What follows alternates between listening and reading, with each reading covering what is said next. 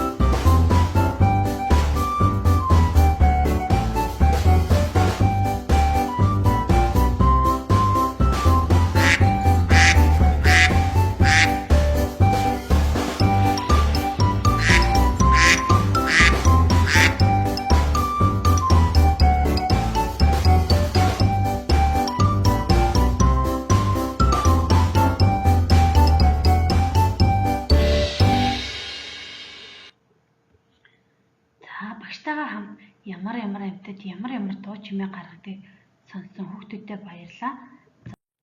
Одоо бүгдээрээ өнөөдрийн зурлагтаа орё хүүхдүүдээ. Сорго хүчгийн 22 дугаар хуудас гэр бүлийнх нэрээ гаргуулаарай хүүхдүүдээ. Сорго хүчгийн 22 дугаар хуудас. За өнөөдрийн бидний үзэх зурлага маань дугуйлж эхэлсэн налуу урт чулуун зурлага байгаа. Дугуйлж эхэлсэн налуу урт чулуун зурлага. За үнийг бид бичгтээ харандаагаар эхлээд номон дээрээ бичдэг тийм ээ хүүхдүүдээ. Эхлээд энэ дугуйлж эхэлсэн хэсгээс нь буюу хос шугамны энэ доод талаас нь эхэлж бичин шүү хүүхдүүдээ. Хос шугамны доод талаас эхлэн дээд талын тасгай шулуун хүртэл зураарай хүүхдүүдээ. Дугуйлж эхэлсэн урт налуу шулуун зурлага. За дараагаар нь дэвтэр дээр үзгээрээ бичээрэй хүүхдүүдээ. Дугуйлж эхэлсэн богино налуу шулуун зурлага дэвтэр дээрээ 2 мөр бичээд дугуйлж эхэлсэн урт налуу шулуун зурлага 3 мөр бичээрэй хүүхдүүдээ. Ингээд цэвэр нэмээ бичээд багштай илгээгээр амжилт хүсье.